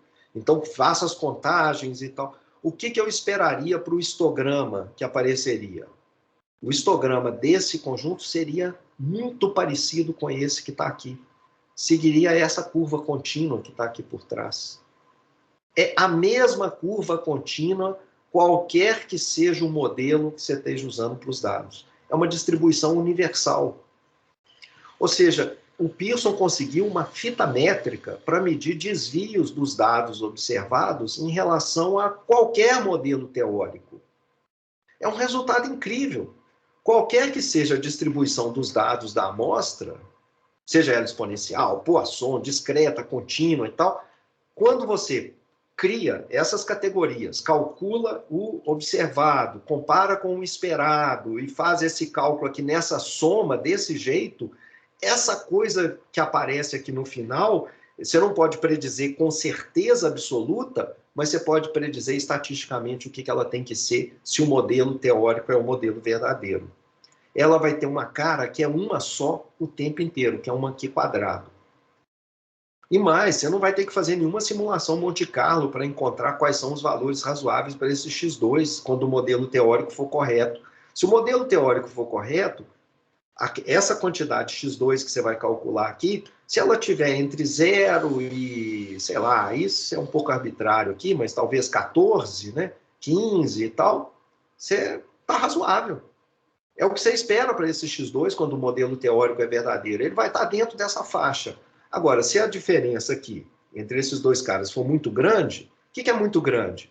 Acima de 20, por exemplo, ou já talvez acima de 15. Esses são valores que têm duas coisas. Ou o modelo realmente é falso, e aí as diferenças são muito grandes mesmo, ou então o modelo é verdadeiro, mas está acontecendo um fenômeno raro. Porque não é impossível o modelo ser verdadeiro e você ter diferenças que levam a um x2 aqui igual a 15 ou maior do que 15. Mas é muito raro. É muito difícil de acontecer. Então, a distribuição desse Q quadrado, ela não é exatamente igual à distribuição Q quadrado teórica, que é aquela densidade que eu acabei de mostrar ali no gráfico. Ela é aproximadamente igual a uma Q quadrado quando o tamanho da amostra é grande. O que é uma amostra grande? No caso da Poisson, com lambda aproximadamente 1, se você tiver um N maior do que 200, já a aproximação já vai estar excelente. Ou seja, você pode ignorar, você pode imaginar que esse histograma aqui vai ficar muito parecido com a curva teórica. Com lambdas maiores do que 1, N igual a 100 já é suficiente. O fato é que com amostras não muito grandes, a gente já pode usar essa aproximação. A gente precisa, para fazer o teste Q quadrado, de definir o que é chamado aqui o número de graus de liberdade da Q quadrado. Esse número de graus de liberdade, ele é igual ao número de categorias que você criou, menos 1. E menos P, onde P é o número de parâmetros que você estima. Por exemplo, no caso das bombas de Londres, eu precisei, como eu quis adotar o modelo Poisson, eu preciso dizer quem que é o lambda da Poisson. E para isso, eu usei os dados para estimar e ter uma ideia aproximada desse valor do lambda. Eu tirei a média aritmética das contagens, dos quadradinhos, e fixei o lambda, então, igual a esse número. Isso aqui vai me dar um pequeno overfitting dos dados ao modelo. Eu estou meio que forçando, eu estou encontrando o modelo que melhor ajusta. Como eu estou usando os dados para fazer isso, eu preciso dar uma corrigida nessa distribuição, e aí esse número de graus de liberdade, ele exige então que eu coloque aqui o número de categorias, menos 1, esse menos 1 sempre, e aí menos o número de parâmetros que eu precisei estimar. Se for uma Poisson, você só precisa estimar o lambda, vai ser só 1. Se a distribuição exigir 2 parâmetros, como a gaussiana, você vai ter que fazer menos 2 aqui. Você vai ter que ter 2 parâmetros para a gaussiana, o sigma e o mu. Então, gente, esse resultado do Pearson, né, é um resultado muito legal. Essa é a densidade de uma Q quadrado com 4 graus de liberdade, é o que apareceria no caso lá do caso de Londres, né, que é o 6, menos 1, menos 1. É essa que é a curva. Você não precisa fazer simulação Monte Carlo, nada.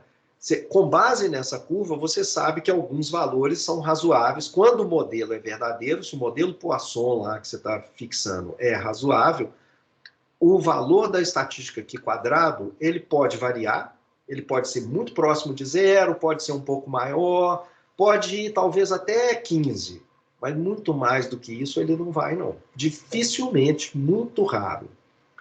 Essa Q quadrado, ela depende aqui desse grau de liberdade, que é o número de categorias, e aqui estão diferentes gráficos aqui de como que ficam essas curvas com diferentes graus de liberdade. Em geral, a gente vai ter um número de graus de liberdade de pelo menos 5, né? Porque você vai ter categorias. Então, esses primeiros graus de liberdade aqui é só uma curiosidade. O importante mesmo, com 4, 5, ela tem essa cara aqui dessas duas curvas aqui, é parecido com essa curva que está aqui, tá? Aí está a cara do Carl Pearson, como é que ele era. Então, como é que a gente usa o teste Q quadrado? Os valores típicos de um Q quadrado... Espera aí.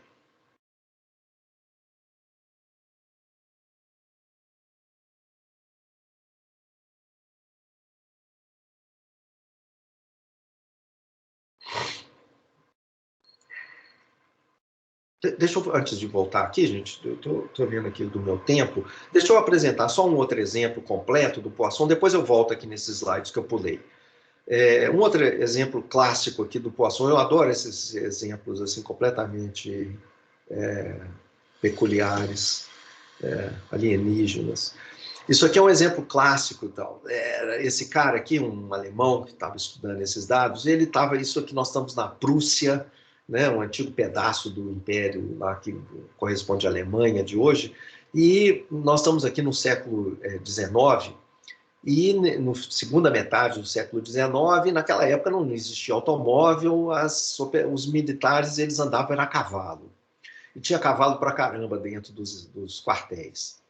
E esse cara aqui, ele foi e olhou quantos mortos ele tinha por coices de cavalo em certas corporações, quartéis do exército prussiano durante 20 anos.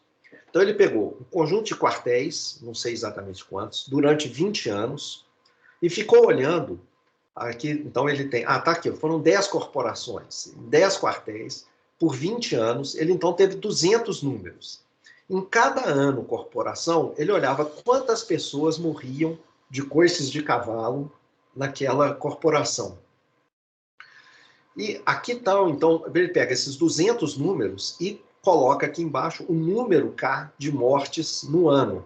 Pode ter tido 0 mortes, 1 morte, 2, 3, maior ou igual a 4. Aqui estão o número de pessoas que morreram. Então, aliás, o número de anos corporações, 109, em 109 corporação ano, eu tive 0 mortes por coice de cavalo. 65 corporações ano, eu tive 1 morte naquele ano por coice de cavalo.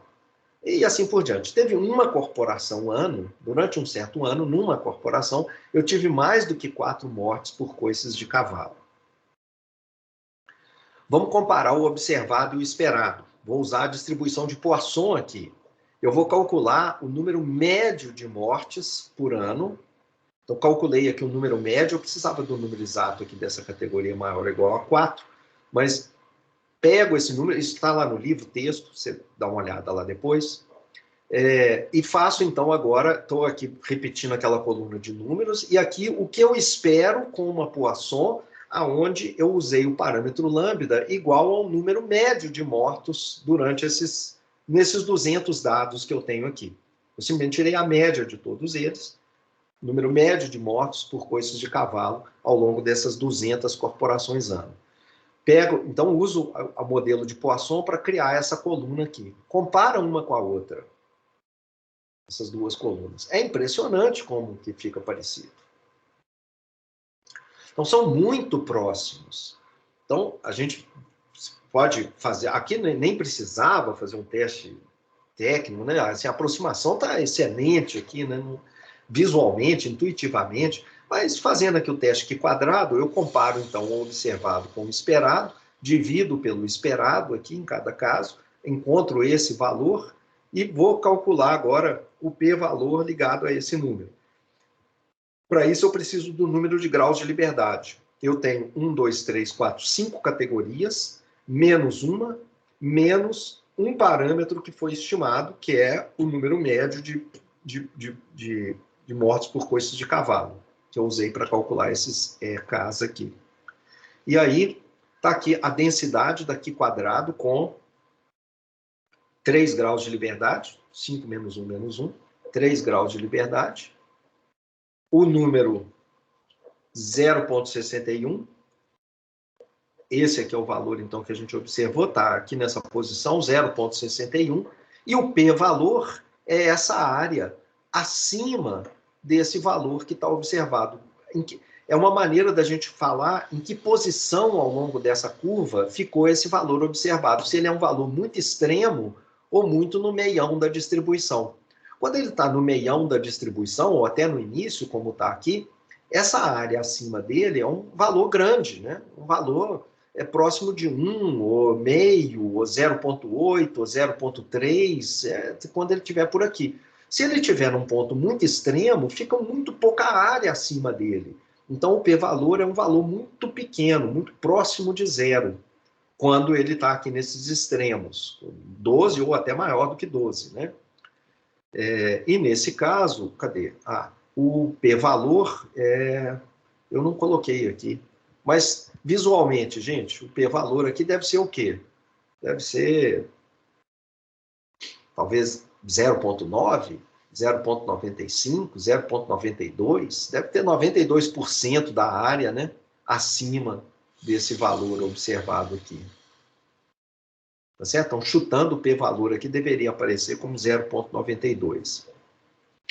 Só para falar aqui, encerrar rapidamente alguns dos pontos que eu pulei, gente, eu acho que, na verdade, eu não vou... Eu vou fazer o seguinte, eu vou deixar vocês experimentarem com a lista que vai ter agora, e depois eu vou voltar em alguns desses pontos aqui teóricos que eu estou deixando para trás. Os pontos teóricos são como é que a gente escolhe as categorias, quantas categorias e por que aquele resultado do Pearson é válido. Então, esses slides aqui que eu vou voltar neles depois, na próxima aula.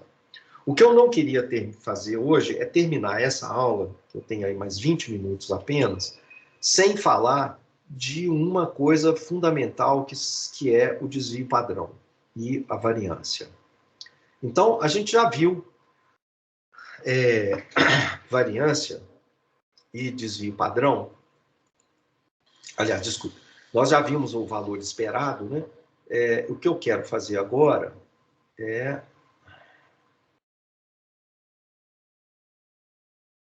Vocês lembram disso daqui, que a gente tentou identificar o E de Y em cada um desses casos, no caso contínuo, discreto, tinha o caso contínuo também. No caso contínuo, a gente também fez esses tipos de cálculos aqui sobre a posição do E de X, vimos as propriedades da esperança. E agora, o que eu quero falar é da outra quantidade fundamental que a gente tem, que é o desvio padrão. O que é o desvio padrão? O desvio padrão... Meu Deus, peraí, que coisa, o que eu estou fazendo aqui? Estou voltando toda hora, que burrice. Aqui.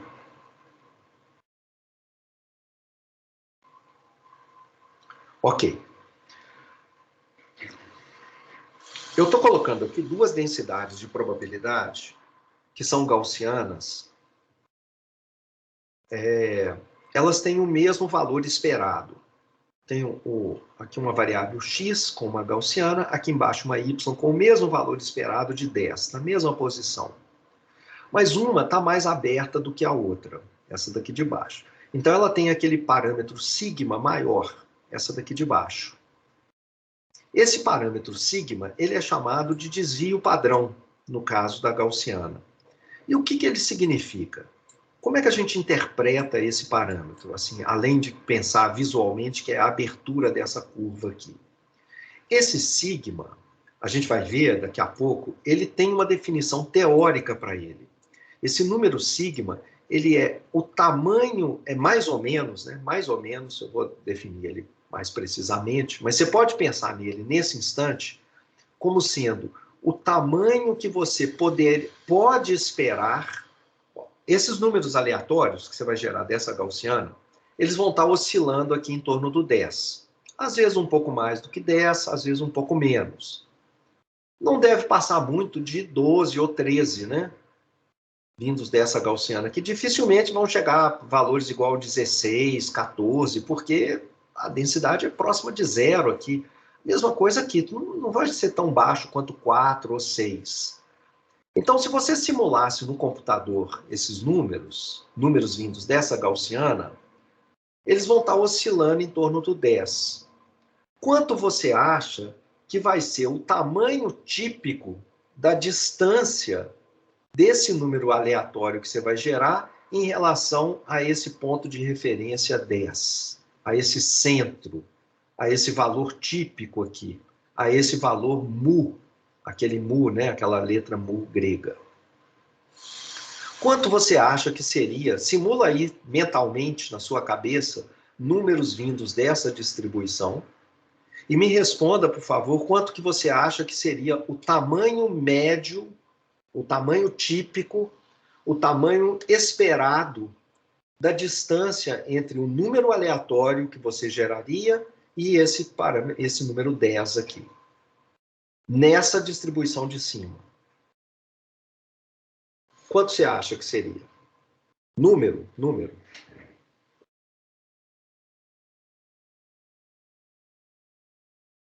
Por exemplo, vocês acham que seria 2?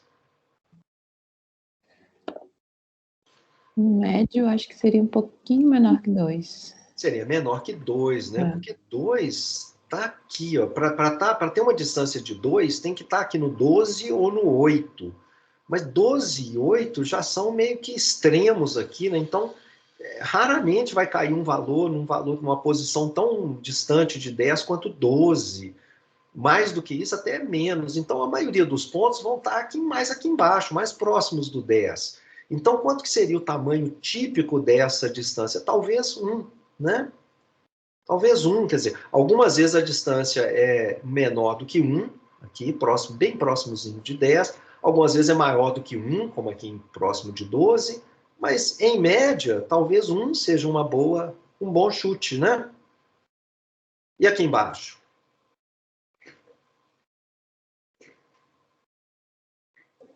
Aí acho que 2 pode ser um chute bom. Ótimo. Todo mundo concorda? Alguém discorda? Eu concordo. Então vamos seguindo. Olha, então 2 aqui é um bom. Espero que todo mundo esteja vendo intuitivamente. Essa parte da aula aqui é mais importante do que as fórmulas, hein? Ops, eu tô aqui fazendo. Ok. Está aqui gerando as amostras agora. Então eu simulei no computador dados vindos dessa gaussiana, fiz um histograma, ele está aqui, e você pode ver que realmente a maior parte dos dados, né, eles estão aqui, algumas vezes um pouco acima de 12, mas pouca coisa, a maioria está aqui nessa faixa, e se você então pegar a distância do centro, né, que é um valor que você espera, o quanto que um ponto aleatório se desvia desse centro, o quanto que ele se desvia desse ponto médio aqui, tá ok, né?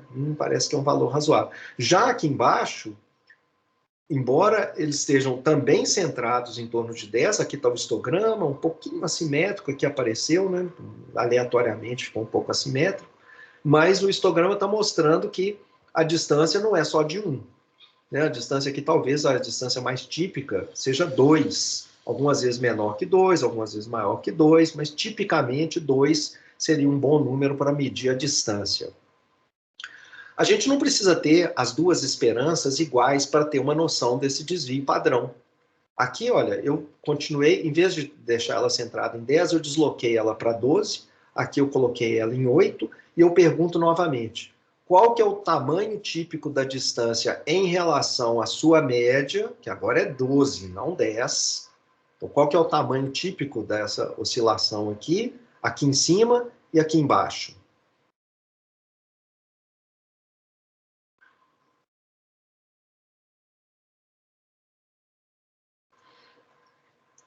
Alguém quer se arriscar, gente?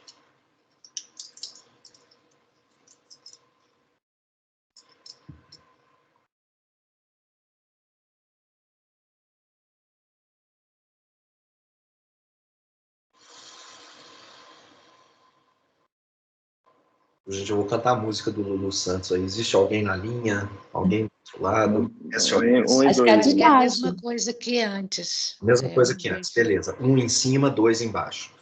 Aí tá aqui de novo a geração dos números, né? Porque eles agora estão deslocados, eles têm médias diferentes, mas eu não estou olhando para a média deles, eu estou olhando para o desvio do número que eu estou gerando em relação à sua média, que é 12 aqui em cima, 8 aqui embaixo.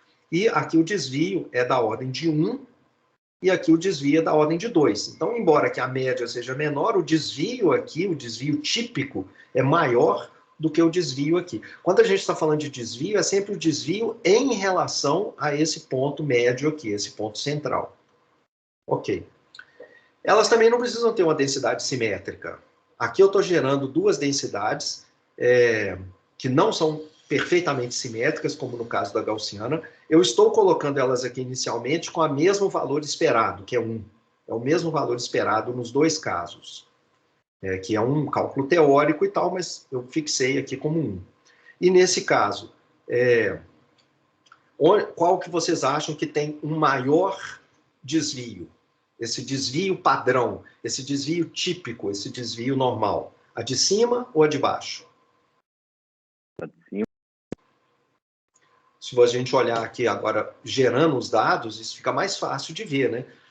lembrando que o 1 é o valor típico, o que a gente vê é que na distribuição de baixo, os dados tendem a se desviar menos em relação a 1 do que no de cima, eles tendem a se desviar mais. O tamanho típico do desvio aqui em cima é maior do que aqui embaixo. Elas podem ser assimétricas e ter, inclusive, as esperanças diferentes. Aí as coisas podem ficando um pouco mais difíceis da gente, né, visualmente enxergar, mas nem tão complicado assim. Aqui, por exemplo, qual que é aquela distribuição que tem o maior desvio típico, desvio padrão maior? Qual das amostras vai variar mais em torno do seu valor médio? Se a gente olhar direto aqui, então, a partir dos dados gerados, a gente vê que aqui o valor esperado é 1, tá? Que é essa daqui, de cima. Aqui embaixo é 3, eu estou marcando aqui o valor esperado, que é 3 aqui. E o que a gente vê é que qual das duas que tem o maior desvio típico? A de baixo, né? A de baixo vai ter em geral, os dados, o tamanho do desvio em relação a 3 costuma ser maior do que o tamanho do desvio em relação a 1 aqui, né? Na de cima. A distribuição não precisa ser contínua, pode ser discreta. Então, aqui é uma distribuição de Poisson. Esse aqui são as probabilidades, a probabilidade de aparecer 0, aparecer 1, aparecer 2, etc. Aqui, essa primeira aqui de cima, o valor que você espera para ela é 1,2. É um valor mais concentrado aqui, porque tipicamente a contagem é 0, 1 ou 2, às vezes 3, dificilmente 4. Aqui embaixo, as contagens tendem a ser maiores, 3,3 em média. Né? Mas não é isso que eu estou olhando. Não é qual que é o valor médio maior. Eu estou querendo olhar o desvio em relação a esse ponto médio. Qual deles que é maior? Aqui eu vou mostrar aqui o gráfico. Gerei vários valores, várias contagens de Poisson, pedi um histograma, gerei vários valores de Poisson aqui também. O eixo aqui é o mesmo, o gráfico, e você vê que tem um desvio maior aqui embaixo do que aqui em cima. O desvio em relação aos seus valores esperados, que são diferentes, que são esses daqui de baixo. Ok, então você já aprendeu quando que, olhando para um histograma, você já consegue até ter uma noção, mais ou menos, de quanto que é o valor desse sigma. Ele não é mais um número que caiu do céu. Se você olhar para o histograma, você consegue ter uma noção dele. Mas como que a gente define rigorosamente esse sigma? Definir matematicamente essa noção intuitiva que a gente acabou de ver não é difícil. O que a gente está querendo é medir o grau de variação da variável aleatória x, esse número aleatório que a gente tem, em torno dessa quantidade fixa que está aqui, essa quantidade teórica, que é o valor que você espera para ela. Ou seja, a gente vai olhar esse desvio que está aqui, o valor aleatório y menos essa quantidade fixa, mu, que é obtida a partir desse cálculo teórico. Às vezes, essa diferença é positiva, às vezes é negativa. A gente quer ter uma ideia do tamanho desse desvio, não do sinal dele. Então, a gente vai olhar para o desvio absoluto, essa coisa aqui. Observa agora, isso aqui é importante, que essa quantidade é uma variável aleatória. Por que isso aqui é uma variável aleatória? Uma variável aleatória, em vez de, eu já falei várias vezes, assim, a variável aleatória são duas coisas. Tem uma lista de valores possíveis e probabilidades associadas. A gente pode pensar nessa existência dessas duas listas para essa quantidade que está aqui, para essa expressão que está aqui. Olha, quem que é o mu? O mu é um número que você, a partir de um modelo teórico, você calcula e ele vai ser um número fixo, determinístico, sei lá, 1,2. A gente viu aqui nos vários exemplos antes, olha, 1,2, 3,3, não dependia de amostra nem nada, era um modelo teórico, era aqui também, olha, tá, aqui é 12, aqui o valor mu, aqui é 12, aqui é 8, tá fixo, não muda, não depende de gerar número no computador. Então esse cara aqui tá fixo. Para isso aqui ser uma variável aleatória, ela tem que estar aqui. E realmente, o y é aleatório. Então, essa quantidade toda que vai aparecer, ela é aleatória. Às vezes, esse desvio aqui ele é pequeno, próximo de zero. Às vezes, esse desvio aqui é maior. é grande, ele tem uma variação. Então, ele tem uma lista de valores possíveis, com certeza é positivo, maior que zero, maior ou igual a zero, mas alguns valores são mais prováveis do que outros. Essa probabilidade são induzidas pela distribuição de probabilidade do próprio Y. Então, alguns desses desvios são razoáveis, outros são menos. Vocês viram isso aqui? Aqui nesse modelo aqui em cima, sei lá, aqui, por exemplo, você vê que para essa distribuição, aqui está o mu, o tamanho do desvio é esse, dificilmente você vai ter um desvio igual a, por exemplo, 3. Para ele ser 3, o valor tinha que estar caindo aqui ou aqui embaixo. Então, o valor y menos mu dificilmente vai ser 3. Esse valor naquele desenho ali, né? Então, essa quantidade aleatória aqui, a chance dela ser 3 naquele exemplo anterior é muito, muito improvável. Né? Então, você pode... a nossa ideia é que essa quantidade, então, ela é aleatória. Se ela é aleatória, algumas vezes esses desvios podem ser, né, o y pode ficar muito acima do mu, às vezes pode ser próximo do mu, ele é aleatório, e o que eu quero é ter uma ideia do tamanho desse desvio. Como é que eu vou fazer isso se isso daqui é aleatório? Eu faço uma coisa simples. Como é que eu caracterizo uma variável aleatória? Com a densidade de probabilidade dela. Mas isso vai ser muita coisa. Eu teria que ter toda a lista de valores possíveis desses desvios e todas as probabilidades associadas com todos os valores que esse desvio pode assumir. Olha, tem uma maneira mais simples de resumir essa distribuição inteira, toda a distribuição, é olhar para o valor esperado dela. Resume muito. Eu perco muito da informação que tem nessas duas listas. Mas isso aqui me resume o valor típico, o valor médio, o valor esperado para essa quantidade aqui. E é isso que eu vou tentar usar para caracterizar, então, esse desvio. Só tem uma coisa antes da gente terminar a aula que espero que todo mundo tenha entendido até agora, porque, bem em português mesmo, isso aqui, se vocês entenderam, pois bem, não é bem isso não. É um pouquinho diferente. Porque a gente vai querer usar essa quantidade para representar essa variabilidade em torno do mu, o quanto que o x varia em torno do mu, o quanto que ele se desvia do mu. Entretanto, cálculos com valor absoluto são muito difíceis. Em particular, se você pensar na função valor absoluto, se lembrar do gráfico dela, né? Você lembra como é que é o gráfico? É um gráfico em V, um V perfeito, com um ponto de mínimo no ponto zero. É uma linha vertical, uma linha, né, de 45 graus, com um ângulo de 45 graus aqui para a direita e de menos 45 graus para a esquerda, em torno do ponto zero. E essa função matemática, muito simples, ela tem um problema muito chato, é que ela possui um ponto de mínimo no ponto zero, mas ele não tem derivada ali. Ela tem uma quina tão abrupta, né? A função muda abruptamente no zero, e ela não tem derivada no ponto de mínimo. E vocês lembram, a gente vai querer o tempo todo ficar otimizando coisas. Em Deep Learning, você quer otimizar coisas, você quer achar a melhor aproximação, a melhor isso, a melhor aquilo. Como é que você pode trabalhar com uma função cujo ponto de mínimo dela é um ponto que não tem derivada? Porque para achar pontos de mínimo, o que a gente faz é derivar e igualar a zero. A gente faz isso analiticamente ou numericamente. Então, por causa dessa situação muito chata com essa função, que a gente faz o seguinte, a gente adota uma outra função.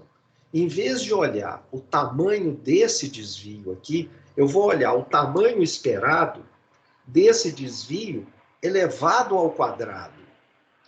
Isso daqui parece uma fórmula mais complicada, mas, na verdade, matematicamente, vai ser muito mais fácil de trabalhar do que com essa outra fórmula aqui de cima.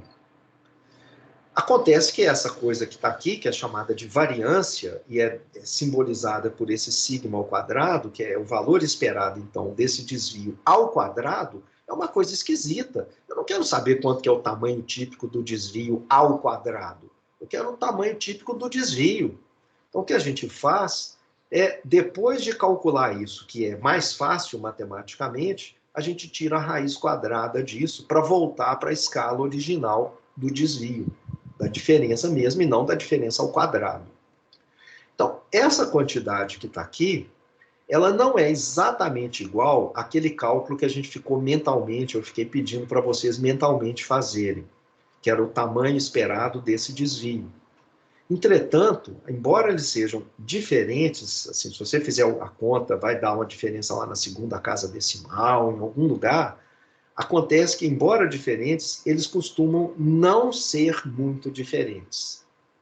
Então, eles são próximos o suficiente para a gente, na verdade, ao olhar para o sigma, pensar intuitivamente nessa quantidade que está aqui, que é o tamanho esperado do desvio. Então, a gente vai continuar interpretando esse dp, o sigma que está aqui, essa quantidade mais difícil de ser obtida, como sendo o tamanho esperado do desvio. Essa outra quantidade que está aqui à direita. Embora não sejam iguais, eles vão ser valores parecidos. Então é isso. Gente, na próxima aula a gente vai continuar aqui e a gente vai ver o seguinte, esse dp, ele é chamado, esse cara aqui, o sigma, né, ele é chamado de desvio padrão. E ele é chamado, na verdade, de desvio padrão, porque ele é o padrão universal para medir desvios. O que significa padrão universal? A gente vai ver que esse nome, desvio padrão, vai estar justificado pela desigualdade de Chebyshev, que a gente vai aprender na próxima aula, e que é uma desigualdade surpreendente, que a gente vai, então, aprender que essa desigualdade justifica esse nome que está aqui em cima. Mas a gente volta nisso na próxima aula. Ok, passei um pouquinho do tempo. Tem alguma pergunta, gente?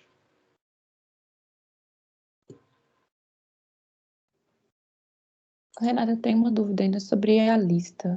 Mas se alguém quiser fazer outra pergunta sobre matéria antes. Diga. É na questão 7 que ela fala para calcular o valor esperado da exponencial.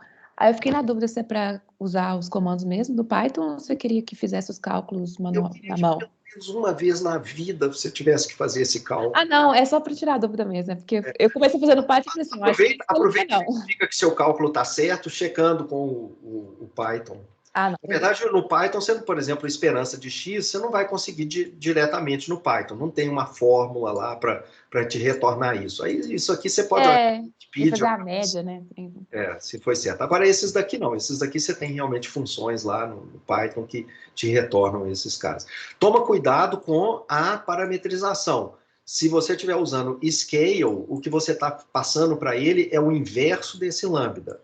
Você vai ver lá na parametrização, leia o manual, leia a página de help da função do exponencial lá no Python. E no R também. Mas a função exponencial ela tem essa coisa chata, tem lugares que você pode ver na Wikipedia também, vai aparecer as duas parametrizações, usar o scale ou o outro que é o rate. Isso que a gente está usando aqui é o chamado rate, taxa, e algumas vezes aparece scale. Mas inclusive, a média também ele retorna, você tem que fazer o inverso dela, porque ele retorna o 3 também. Por exemplo, aqui, para essa notação de lambda, sendo esse cara do jeito que está aqui, né, esse valor esperado é o inverso do lambda. Então, seria 3. Se você simular esses números no computador, eles vão estar, em geral, em torno de 3, que é o inverso desse cara aqui. Ok, obrigada.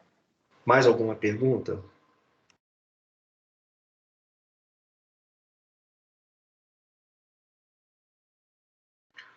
Bom, então tá. Beleza, gente. Parando por aqui e a gente retoma na próxima aula, então. Ok. Obrigado, professor. Ok, obrigada.